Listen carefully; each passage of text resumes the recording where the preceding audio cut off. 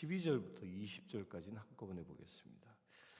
형제들아, 내가 너희와 같이 되었은즉 너희도 나와 같이 되기를 구하노라. 너희가 내게 해롭게 하지 아니하였느니라. 내가 처음에 육체의 약함으로 말미암아 너희에게 복음을 전한 것을 너희가 아는 바라. 너희를 시험하는 것이 내 육체에 있으되 이것을 너희가 업신 여기지도 아니하며 버리지도 아니하고 오직 나를 하나님의 천사와 같이 또는 그리스도 예수와 같이 영접하였도다. 너희의 복이 지금 어디 있느냐? 내가 너희에게 증언하노니 너희가 할 수만 있었더라면 너희의 눈이라도 빼어 나에게 주었으리라. 그런즉 내가 너희에게 참된 말을 함으로 원수가 되었느냐? 그들이 너희에게 대하여 열심내는 것은 좋은 뜻이 아니요 오직 너희를 이간시켜 너희로 그들에게 대하여 열심을 내게 하려 함이라.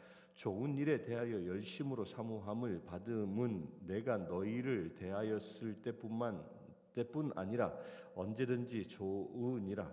나의 자녀들아, 너희 속에 그리스도의 형상을 이루기까지 다시 너희를 위하여 해산한 수고를 하노니 내가 이제라도 너희와 함께 있어 내 언성을 높이려 함은 너희에 대하여 의혹이 있음이라.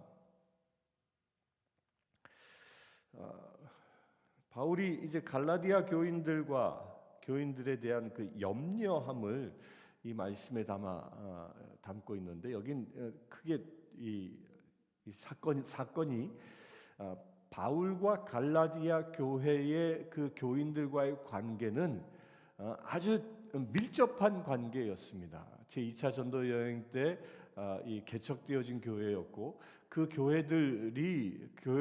교인들과 이 바울의 관계는 서로 이렇게 눈을 빼어줄 만큼이라고 표현했는데요. 그렇게 자기가 스스로 자기의 모든 것을 헌신해서 섬길 만큼 그렇게 가까운 아주 하나된 한 공동체였다는 겁니다. 그런데 그런 공동체에 그들이 17절에 그들이 너희에게 대하여 열심내는 것은 좋은 뜻이 아니요 오직 너희를 이간시켜 너희로 그들에게 대하여 열심을 내게 하려 함이라. 그렇게 하나 되어진 관계, 사도와 성도 간의 하나 되어진 관계를 이간시키는 자들이 들어옴으로 인해서 바울과 이 성도가의 관계를 분열시켰다라는 겁니다. 이게 사단이 하는 일은 분열이고 성령 하나님이 하는 것은 일치시키는 일입니다. 그래서 사단이 하는 일은 서로 무엇인가 트집을 잡아서 서로가 경쟁하게 하고 서로 분열하게 하고 서로 싸움을 시켜서 서로 완전히 다른 지체로 만들어 버리는 것이 사단이 하는 일입니다. 그러나 하나님이 하시는 일은 서로 덮어주고 용서하고 서로 감싸줌으로 인하여 서로 하나 되게 만드는 것이죠. 곧 사도 바울이 갈라디아 지역에 가서 복음을 전함으로 인하여 세워진 교회들은 사도 바울과 그 모든 성도들이 하나 되어졌습니다. 무엇을 통해서? 성령 하나님의 놀라운 역사와 말씀으로 하나 되어진 것이죠.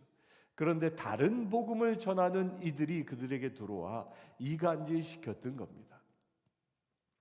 이렇게 이간질시키는 것은 이 사단이 너무도 잘 아는 방법 중에 하나가 뭐냐면 그 어떤 그룹을 쳐서 이간질시키는 첫 번째 방법 중에 하나는요, 회중과 리더십을 분열시킵니다.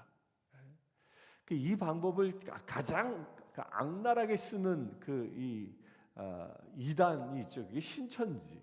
신천지가 교회에 들어오면 제일 먼저 그 교회 목사님의 신임을 얻기 위해서 11조도 열심히 하는 것뿐만 아니라 목사님의 필요한 모든 것을 다 헌신하듯이 그렇게 한 1년여 동안 목사님 눈에 푹 박히도록 헌신합니다. 그 목사님의 절대적인 신임을 얻게 됩니다. 아주 믿음이 좋은 훌륭한 신자가 왔구나. 그래서 그로 하여금 구역장도 시키게 하고 이러면서 직분도 줄 수 있도록 그렇게 신임을 얻죠. 그렇게 신임을 얻은 다음 이 추수꾼이라는 사람들은 그리하여 자기가 이제 신자들을 모아서 성경 공부를 가르치면서 가르치면서 무슨 작업을 하냐면 그 담임 목사님과 성도들 간에 괴리를 시키는 겁니다. 담임 목사님이 성경적이지 않다로부터 시작해서 그의 복음은 복음이 아니다, 뭐 이렇게 막 공격하면서 성도와 이 목사님과의 관계를 이간질시키는 겁니다. 그래서 결국은 이 성도들이 으쌰으쌰하게 만들어서 목사를 내쫓아버리고, 그리고 신천지 자기들이 세운 목사를 앉혀서 그 교회를 신천지 교회로 만들어버리는 거예요. 이게 신천지의 아주 그 악랄한 이 술책인 거죠. 이런 방법이 뭐예요? 분열의 방법이에요. 머리를 쳐버리면 나머지는 내 것이다 라는 것이죠. 이 사단이 이 갈라디아 교회에서도 그 2000년 전에 이 신천지의 방법이 그대로 적용되어진 겁니다. 갈라디아 교회의 머리 되어졌던 그들의 리더십을 가지고 있었던 바울과 교인들을 분열시켜서 바울을 내쳐버리고 그 리더십에 자기들이 들어가는 거예요. 이게 사단의 방법이었던 겁니다. 여러분들 이거 분명히 기억하십시오. 누군가가 여러분들이 섬기는 교회에 이 목회자를 이간질시키고 공격하고 뭐 그런 일들이 있다면 영적인 분별력을 갖게 되길 바랍니다. 21절 보겠습니다.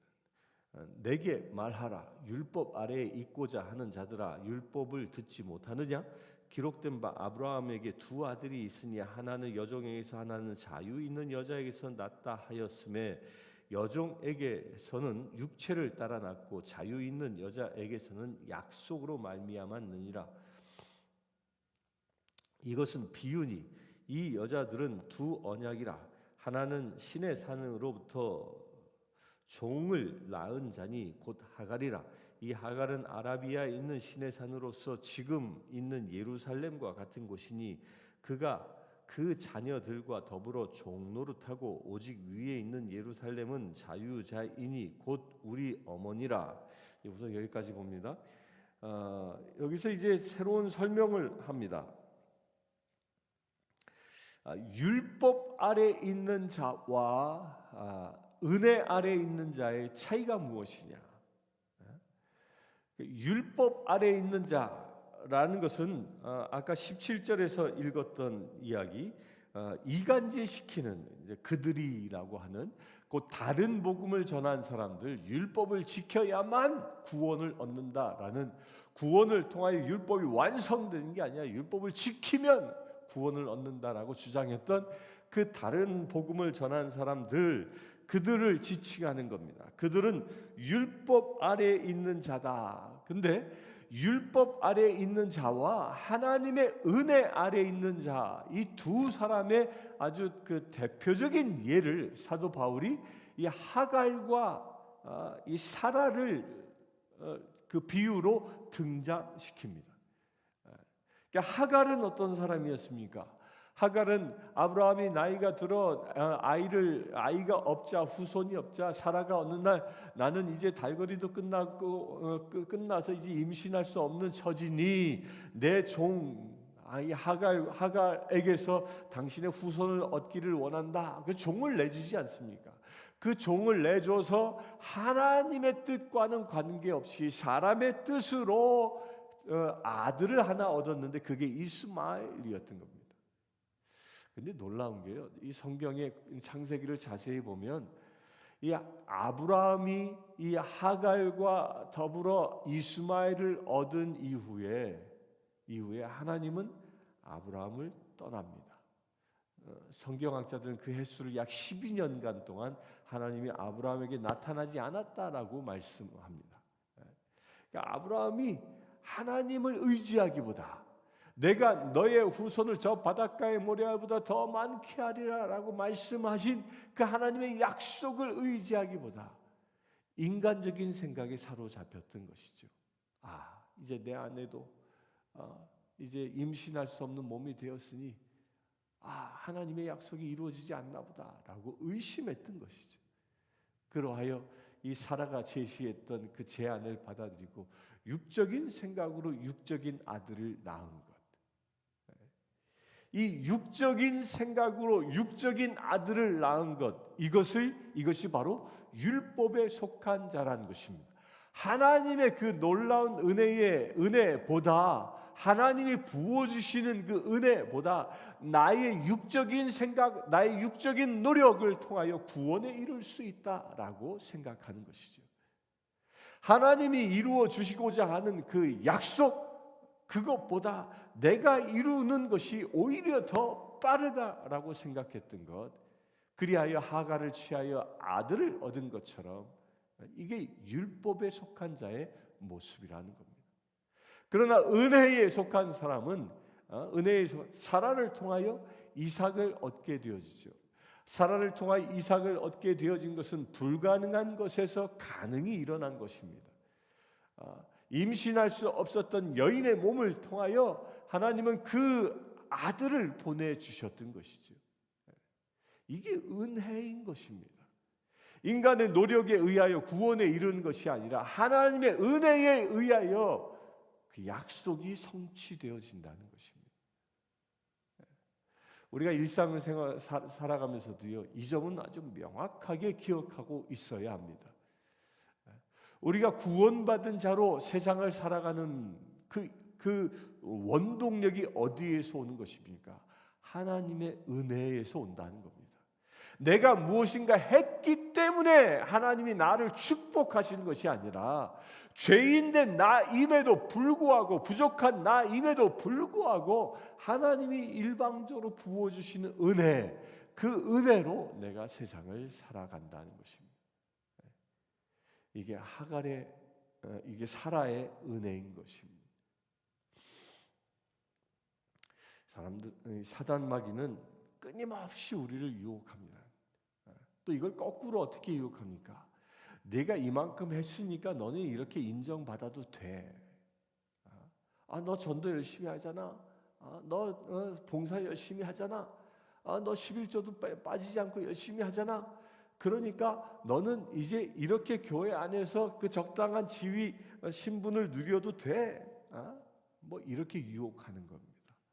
더 겸손해지라고 말하는 게 아니라 사단은 어떻게 해요? 교만하게 만드는 거죠. 고개를 뻣뻣하게 하고, 그러면서 사람들을 정죄하게 합니다. 이 부족한 것들아, 나처럼 해봐. 그것도 못하느냐. 이렇게 정죄하게 하는, 이게 사단이 하는 일입니다. 이게 다 하갈에 속한, 육적인 생각에 의한 하갈에 속한 족속이라는 것입니다.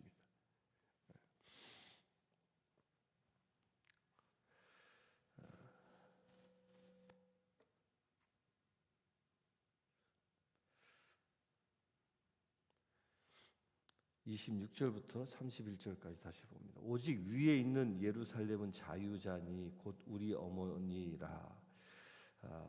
기록된 바 잉태하지 못한 자여 즐거워하라. 산고를 모르는 자여 소리질러 외쳐라.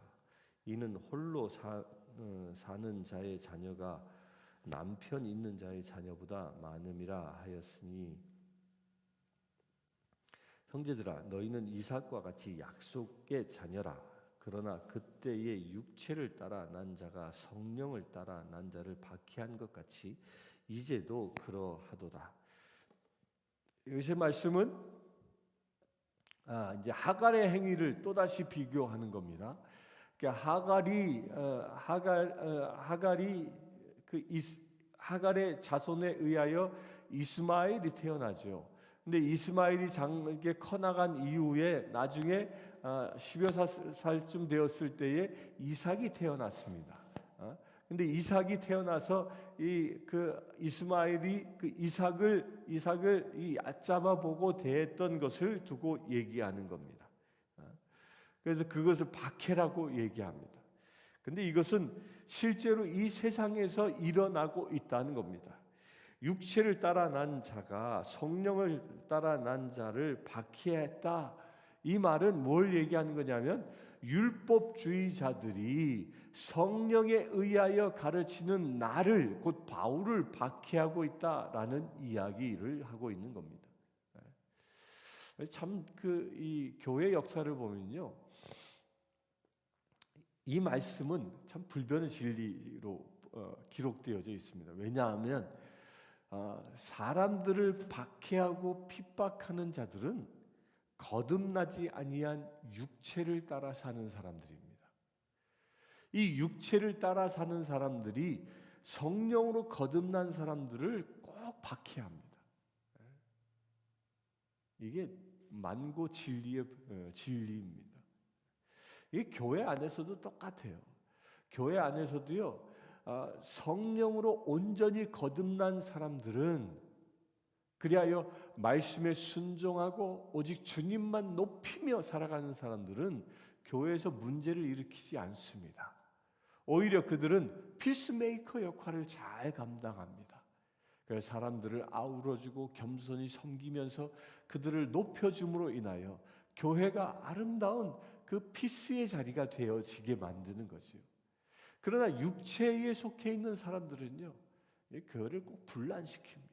누가 잘났니 못했니? 내가 이만큼은 인정받아야 하고 대접받아야 되느니? 뭐 이러면서 사람들을 이간시키고 그래야 교회의 분열을 일으킨다는 겁니다. 육체에 속해 있느냐 성령에 속해 있느냐에 따라 이렇게 열매가 달라진다는 것입니다. 여러분들의 삶을 통하여 어떤 열매가 맺어지고 있습니까? 일치, 화합, 사랑, 온유, 인내함 이런 것들이 맺어지고 있습니까? 그렇다면 여러분들은 성령에 속한 사람들입니다. 그러나 여러분들이 있음으로 인하여 사람들 간에 이간질이 일어나고 분열이 일어나고 누군가를 공격하고 그냥 누군가가 상처받는 일들이 일어난다면 안 됐지만 그것은 육체에 속한 사람이라는 것입니다. 우리 교회가 어떤 곳입니까?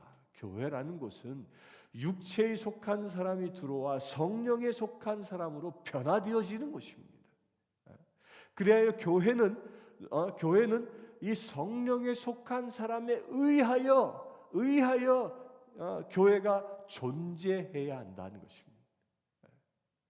거꾸로 육체에 속한 사람이 교회를 이끌어가게 된다면 그 교회는 망하는 겁니다.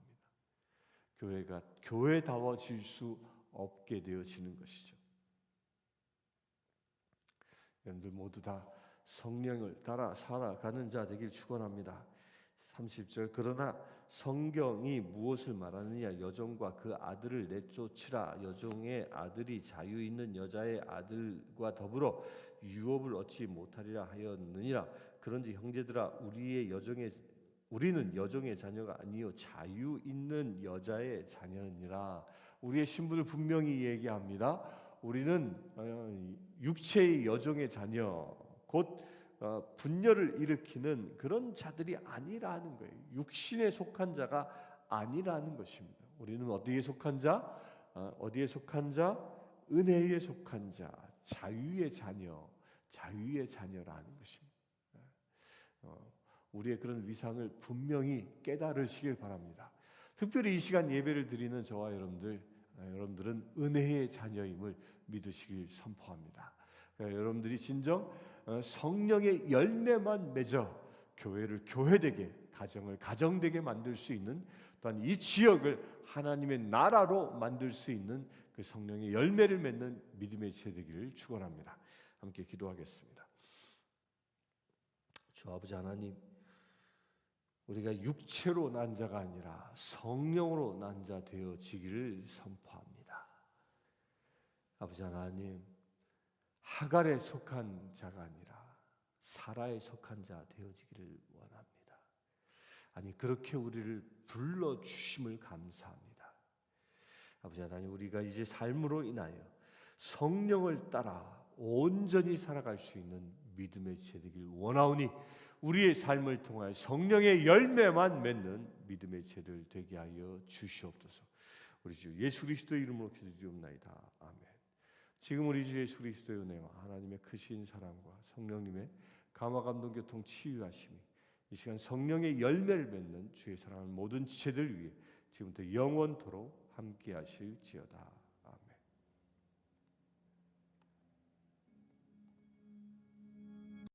아프리카 케냐의 마소교교의 고아원생 스테이시는 여자아이입니다.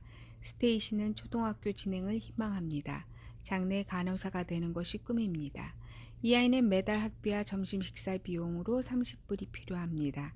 이 아이의 후원자를 찾고 있습니다.